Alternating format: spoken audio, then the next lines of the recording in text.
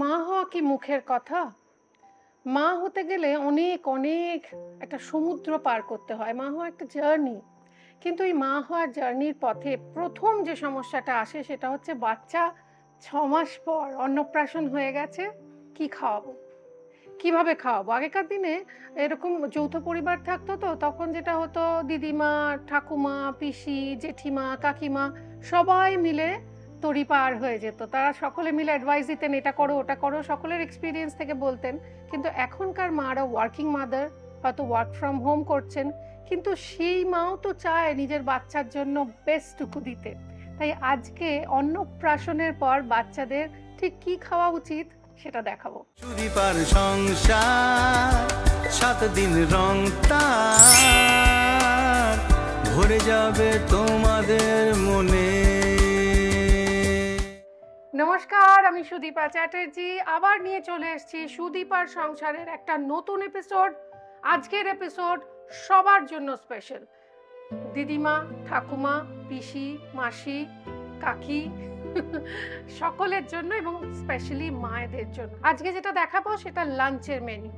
আমাকে আমার মা বলতেন অন্নপ্রাশনের পরদিন থেকেই একটা ভাত অন্তত দাঁতে কাটা উচিত।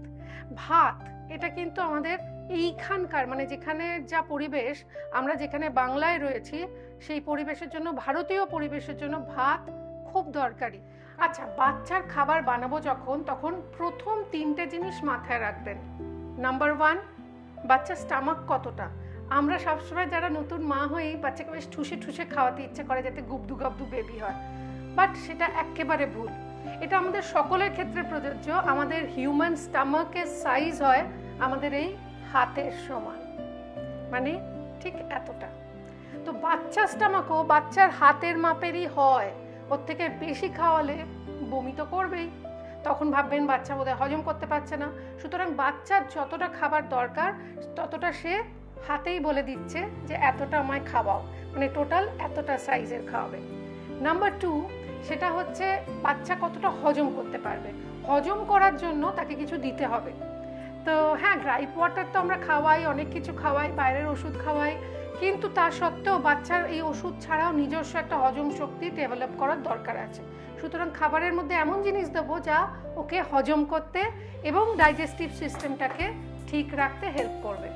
আর নাম্বার 3 হচ্ছে কতটা পুষ্টিকর খাবার দিচ্ছি, মানে যা যা খাবার দিচ্ছি তার মধ্যে কতটা ভাইটামিনস, মিনারেলস ওর মধ্যে যাচ্ছে, সেইটুকু মাথায় রাখলে আর কোনো ডায়েটিশিয়ানের আপনার দরকার নেই। নেচারের থেকে বড় ডায়েটিশিয়ান কেউ হয় না।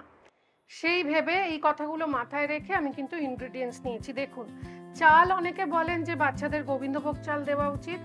মাঝে সাঝে গোবিন্দভোগ দিতে পারেন, কিন্তু জানবেন আতপ চালে বাচ্চাদের কিন্তু একটু কনস্টিপেশন হওয়ার টেন্ডেন্সি থাকে। সুতরাং মাঝে সাঝে সপ্তাহে 1 দিন 2 দিন গোবিন্দভোগ চাল দিন, কোনো অসুবিধা নেই। কিন্তু বাকি দিন আপনার পরিবারের সকলে যেটা খায় সেই চাল দিন, সেদ্ধ চাল দিন। আর আপনারা যেরকম খাবার খান সেটাতে অভ্যস্ত করে তুলুন, নইলে পরে কিন্তু বেজায় মুশকিল হবে। তাই আমি সেদ্ধ চাল ভালো করে ধুয়ে একটু পেপার টাওয়েলের ওপর রেখে শুকিয়ে নিয়েছি। আর একইভাবে নিয়েছি মুসুর ডাল, চাল আর ডাল সমান সমান নিয়েছি। আর রয়েছে মুসুর ডালে আপনারা জানেন প্রোটিন পেয়ে যাচ্ছে, চালের মধ্যে কার্বস পেয়ে যাচ্ছে, কার্বোহাইড্রেটস, এবং পালং শাক।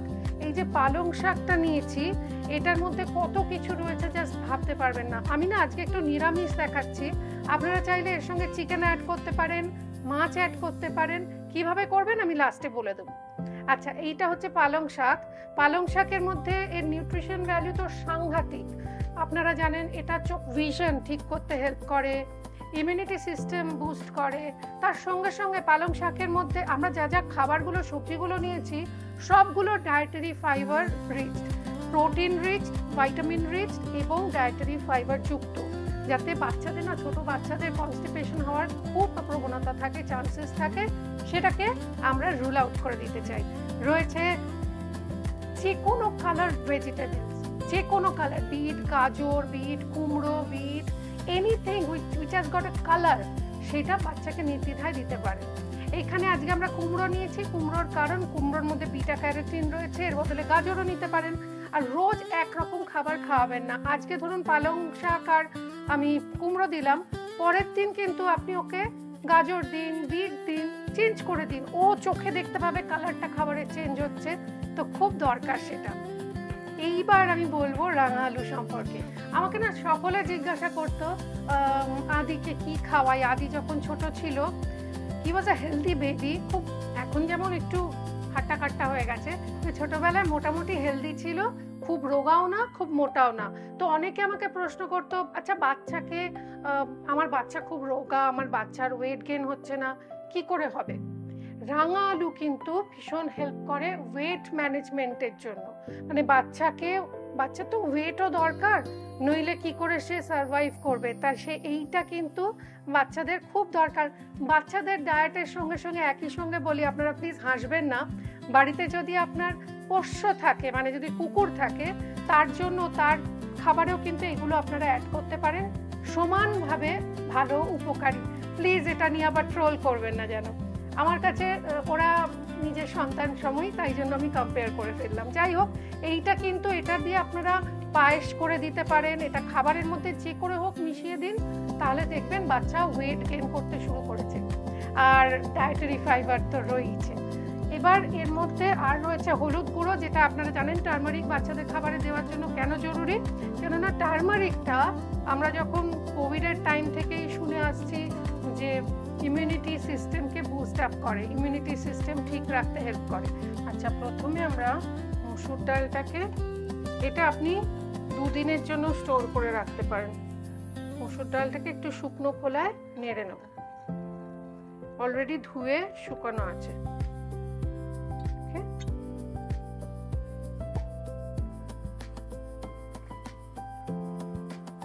এটা যাতে শুকনো ভাবটা চলে, মানে একদম ড্রাই হয়ে যায়, যাতে গুঁড়ো করে আপনি স্টোর করে রাখতে পারেন। আমি যতটা পরিমাণ নিচ্ছি না, এটা 2-3 দিন চলে যাবে। চাল ধুয়ে শুকনো আমি নিয়েছি, এটা দুধের স্বর, বাঁশকাঠি নিতে পারেন, জিরা কাঠি নিতে পারেন, যেটা ইচ্ছে, যেটা আপনারা বাড়িতে খান সেরকম চাল। এবার এটা ড্রাই রোস্ট হয়ে গেল হালকা করে, এটা একটু টাইম লাগে হতে, নইলে গুঁড়ো হতে চাইবে না, আর কাঁচা ভাবটাও এর মরে যাবে।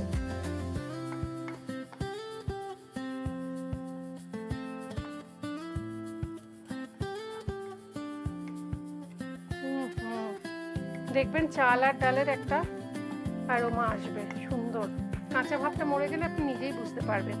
এইখানে না আমি একটা জিনিস করতাম, এই খাবারটার মধ্যে যখন পেস্ট বানাতাম বা রান্না করতাম, কাঁচা লঙ্কার খোসা বীজটা ছাড়া হাফ একটুখানি দিয়ে দিতাম, যাতে ও কাঁচা লঙ্কার মধ্যেও তো ভিটামিন সি রয়েছে, এবং আস্তে আস্তে এই স্বাদগুলোর সাথে ও পরিচয় ঘটে, ও পরিচিত হয়।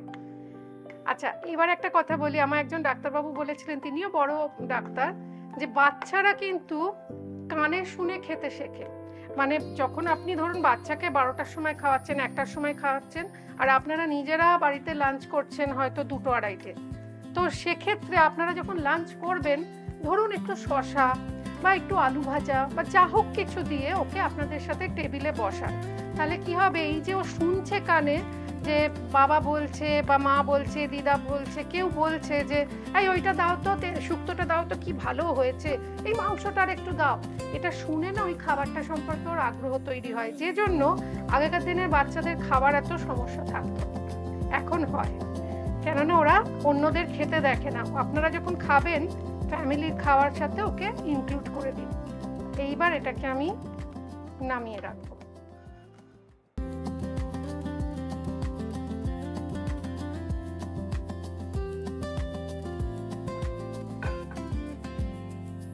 এটাকে একটু ছড়িয়ে ঠান্ডা হতে দেব।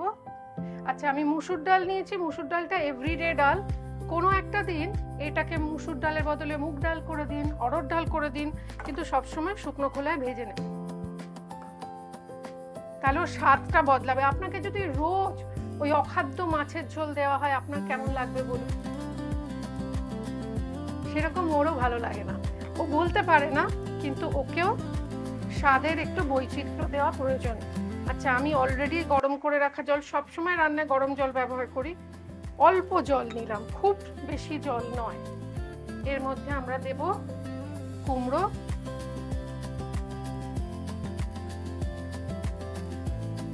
প্রেসার কুকারে আপনি 2-3টে হুইসেলও দিয়ে নিতে পারেন। এর সঙ্গে চিকেন দিয়ে দেবেন। দেব রাঙা আলু, কুমড়ো আর পালং শাক। পালং শাকের প্রচুর গুণ, আর বাচ্চাদের দৃষ্টিশক্তি এই সময় তৈরি হয়, তো দৃষ্টিশক্তিটা যাতে ভালো হয় তার জন্য এটা দুবেলার মতো করে নিচ্ছি, যাতে আপনিও খেয়ে দেখতে পারেন। এটা কিন্তু খুব টেস্টি হয়। এমন খাবার বাচ্চাকে দেবেন না যেটা আপনি নিজে খেতে পারেন না, অখাদ্য, মানে দেখলে বমি উঠে আসে, সেই খাবার আমি আদিকে কোনোদিনও খাওয়াইনি। হলুদ গুঁড়ো, আর খাবারের রোজ বৈচিত্র্য থাকতো, আজকে মাছ তো কালকে চিকেন, পরশু। আমি তো এরমও হয়েছে ছোটবেলায়, মানে যখন 7-8 মাস বয়স, 7-8 মাস মতো, আমি মাটনের টুকরো সেদ্ধ করে পেস্ট করে খাইয়ে দিয়েছি, খুব খুশি হয়েছে খেয়ে। বাচ্চাদের না এই সময় গ্রোথ হয়, এবং গ্রোথগুলো কোন জায়গা থেকে হয়? এই জয়েন্টগুলো থেকে। ফলে ওদের জয়েন্ট পেন হয়, ওরা বলতে পারে না, কিন্তু যখনই কান্নাকাটি করে বা বুঝতে পারবেন দিনের কোনো একটা সময় ও কিন্তু গায়ে ব্যথা করছে, ঘুমন্ত অবস্থাতেও কেঁদে ওঠে। আমরা বলি স্বপ্ন দেখে কেঁদে উঠছে, সবসময় যে স্বপ্ন দেখে কাঁদে তা কিন্তু নয়, ওদের বোন জয়েন্টে পেন হয়। সেই জন্য দিনের যে কোনো একটা সময় দেখবেন, সারা ভারতবর্ষের কথাই যদি বলি, যেখানে যেরকম তেল, পাঞ্জাবে যেমন সর্ষের তেল দিয়ে হয়, সেরকম ধরুন ইউপি, রাজস্থান, মধ্যপ্রদেশ ওরা ঘি দিয়ে করে, বাড়িতে তৈরি ঘি দিয়ে। আবার সাউথ ইন্ডিয়ায় চলে যাবেন, ওরা কোকোনাট অয়েল দিয়ে করে। একটা বডি মাসাজ খুব জরুরি। এখন অনেক ডাক্তারবাবুরা বলেন তেলে অনেক বাচ্চার অ্যালার্জি থাকে, সেক্ষেত্রে পাউডার দিয়ে মাসাজ করুন, কিন্তু অবশ্যই দিনে একবার বডি মাসাজ ও জরুরি করতেই হবে। আর এই বোনটা হয় তৈরি, ব্রেন ম্যাচিওর করে, সমস্তটার জন্য এই যে ভাইটামিনস আপনি এত দিলেন খাবারের মধ্যে, সেই ভাইটামিনসটা শরীরে থাকতেও তো হবে। তার জন্য কিন্তু দেখবেন ম্যাক্সিমাম ভাইটামিনস হচ্ছে অয়েল সলিউবল, মানে হচ্ছে বাংলায় বলতে গেলে তেলের মধ্যে দিয়ে অ্যাবজর্বড হয়। শুধু শুধু একা একা অ্যাবজর্ব হতে পারে না, তখন ইউরিন দিয়ে বেরিয়ে যায়। তো আমরা এর মধ্যে, আমি যেরকম সবসময় করতাম, এটা আমার এক বান্ধবী বলেছিল আমায়, এটা গায়ে হাত পায়ে ব্যথা বেদনা যেটা ওদের হয় সেটাও কমাতে হেল্প করে, প্লাস ব্রেন ম্যাচিওর করতে হেল্প করে। একটু ঘি, আর খেতেও ভালো লাগবে খাবারটা। ঠিক আছে, এইবার আমি নুন দেব। আচ্ছা, এইখানে একটা কথা বলে রাখি, এখনকার বাচ্চাদের না এমনি দেখবেন সল্টের প্রতি ভীষণ তীব্র আগ্রহ, মানে সল্টি খাবার খেতে বাচ্চারা ভালোবাসে। তাই ছোটবেলা থেকে যদি আপনি সল্টের ব্যবহারটা কম করেন, তাহলে ওরও টেস্ট বারটা ওখানেই সেট হয়ে যাবে। খুব বেশি নোনতা খাবার ও খেতে পরবর্তীকালে পারবেই না, যদিও আমার ক্ষেত্রে হয়নি। নুন, আরেকটা জিনিস এখানে ছোট্ট একটা টিপ বলে দিই, আমি 3বার নুন না দিলে মনে হয় নুনটা হয়নি। যাই হোক, এটা সেদ্ধ হলে বাকি রান্নাটা এগোবো। এইবার দেখুন নিজের থেকেই জলটা শুকিয়ে এসছে। এই অবস্থায় আমরা গ্যাসটা অফ করে দিয়ে একটু অপেক্ষা করব। এটা হোক, ততক্ষণ আমরা চাল ডালের মিশ্রণটা দেখুন একদম শুকিয়ে এরকম ঝুরঝুরে হয়ে গেছে। এটাকে মিক্সিতে দিয়ে দিলাম।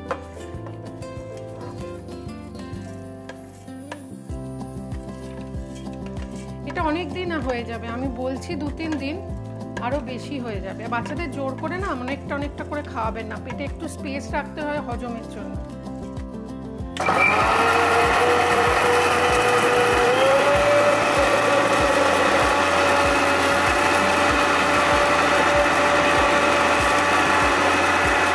এবার এটাকে একটা জায়গায় ঢেলে নেবো। এটাকে আপনি এয়ারটাইট কন্টেনারে স্টোরও করতে পারেন। এগুলোকে আমি পেস্ট করে নেব। সেম ব্লেন্ডার মানে ধোয়া মোছার কোনো দরকার নেই।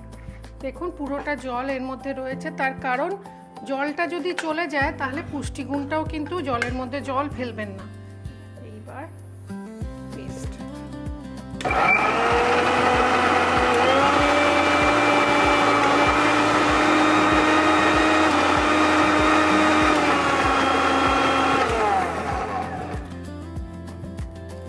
এবার আবার গ্যাসটা অন করব।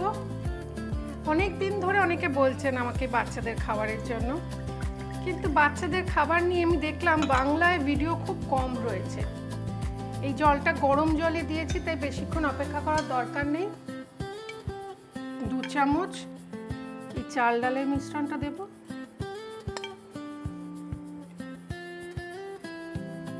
2 চামচ একটা মিলের জন্য ইজ মোর দেন এনাফ। এটা সেদ্ধ হোক, ফুটবে।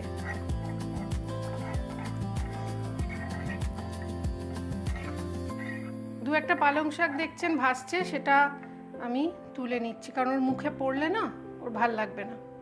তো আমি এটা আরেকবার পেস্ট করে নেব, চিন্তা নেই।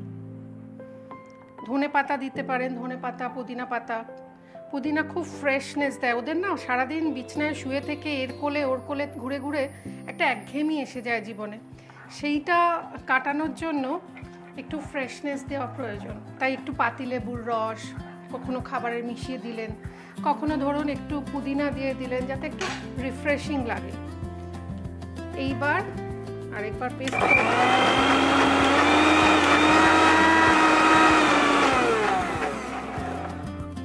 এটাকে যদি আপনি স্টোর করতে চান এই পেস্টটাকে, তাহলে না আপনাকে যেটা করতে হবে, এটাকে একটু সাদা তেল দিয়ে পেস্ট করবেন। এর মধ্যে অলরেডি ঘি দেওয়া আছে, এয়ারটাইট কন্টেনারে স্টোর করতে পারেন। এটা দিয়ে দিলাম পেস্টটা। আচ্ছা, এই পালং শাক খাওয়ার পরের দিনই দেখবেন ওর স্টুলে অনেক সময় গ্রিন কালার আসতে পারে, তাই নিয়ে ভয় পাওয়ার কিচ্ছু নেই। ওকে, এটা মিশিয়ে দিই। বাইরে থেকে প্রসেসড ফুড কেনার থেকে নিজের মায়ের হাতের রান্নার থেকে ভালো কিচ্ছু হয় না। আপনার থেকে বেটার ডক্টর কেউ হতেই পারে না আপনার বাচ্চার জন্য, এটা জেনে রাখবেন। নার্ভাস হয়ে যাই আমরা বড্ড, সেটা হবেন না। আমার মনে হচ্ছে আর একটু জল লাগবে। এটা তো আমার দুবেলার খাবার হয়ে গেছে মনে হচ্ছে, আসলে অনেক দিনের অভ্যাস নেই তো।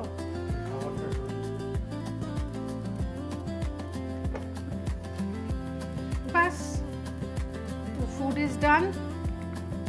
এটা দেখুন খিচুড়ি হলো, এর মধ্যে সব কিছু নিউট্রিশন ভ্যালু সমস্ত ইনট্যাক্ট রয়েছে, একটুও জল ফেলা যায়নি। এই অবস্থায় আপনি যদি মাছের পোকা হন, আপনি চান আপনার ছেলে বা মেয়ে, আপনার বাচ্চা আপনাদের মতোই মিচো হোক, তাহলে মাছ, একটা কাটাপোনা মাছ ভেজে পেটির পিসটা কাঁটাগুলো ছাড়িয়ে এর মধ্যে হাতে করে মিশিয়ে দেবেন। আর যদি মনে হয় চিকেন দেবেন, তাহলে চিকেনটাও সেদ্ধ করে, ওই যে যখন আমি সেদ্ধ করছিলাম আলু এইগুলো, এর সঙ্গে আলুও দিতে পারেন, তো তখনও দিয়ে দিতে পারেন। ব্যাস, রান্না কমপ্লিট। একদিন গ্রিন খাবার খাবে, কালকে পরের দিন বিট দিয়ে দেবেন, লাল হয়ে যাবে বিট, গাজর, মুগ ডাল দিয়ে। একদিন একরকম কালার দিন, ও চোখে দেখুক, ভাল লাগবে। এটাকে একটু ঢাকা দিয়ে খাবার উপযোগী করতে হবে। হ্যাঁ, বাস, আঁচ কমিয়ে একটু রেখে দিয়ে গরমা গরম সার্ভ করব।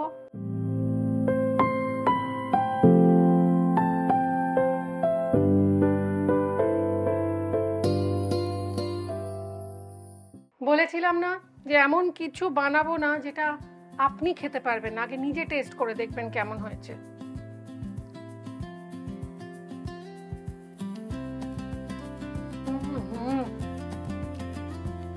নুনটা একটু কম, ভেরি টেস্টি। বাচ্চাদের একটু নুন কমই খায়, নিজে খাবেন যখন একটু নুন গোলমরিচ ছড়িয়ে খাবেন, দারুণ। সিরিয়াসলি, বাচ্চার খাবার সবসময় নিজে টেস্ট করে দেখবেন। আর বাচ্চার কান্না নিয়ে এবার বলি, বাচ্চাদের কান্নার না কয়েকটা রকম আছে, মানে আমরা তো বুঝতে পারি না, ওরা কথা বলে না, কিন্তু বাচ্চা যখন কাঁদছে ধরুন শুয়ে শুয়ে, wow wow wow, gap, wow wow wow, মানে গ্যাপ ইন্টারভালে কাঁদছে, মানে হচ্ছে মানে আবার থামছে, আবার ইন্টারভালে কাঁদছে, মানে ও আপনাকে ডাকছে, বোর হয়ে গেছে, এনভায়রনমেন্টাল চেঞ্জ চাই, মানে ও এই ঘর থেকে একটুখানি ওই ঘরে নিয়ে গেলে বা একটু ঘুরিয়ে আনলে দেখবেন কান্না থেমে গেছে। বাচ্চা কাঁদছে এবং হাতটা দেখবেন, খেয়াল করবেন, হাতের মুঠোটা যদি শক্ত থাকে তার মানে হচ্ছে খিদে পেয়েছে, খেতে দাও। আর যদি হাতের ফিসটা খোলা থাকে তার মানে stomach is full, nothing related to stomach. হতে পারে যে ওর মাথা ব্যথা করছে, হতে পারে ওর অন্য কোনো সমস্যা হচ্ছে, সুতরাং খিদে পেয়েছে না পায়নি হাতের ফিস থেকে বোঝা যায়। হাতের পিস দেখে মনে পড়লো আমারও বাই বলার টাইম এসে গেছে। বাই, আবার চলে আসবো পরের দিন একটা দারুণ রেসিপি নিয়ে বাচ্চাদের জন্য।